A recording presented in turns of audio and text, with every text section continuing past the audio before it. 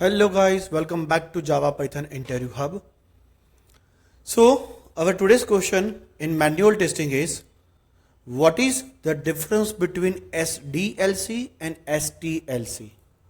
So short answer is, SDLC is the full development process while STLC focuses only on testing.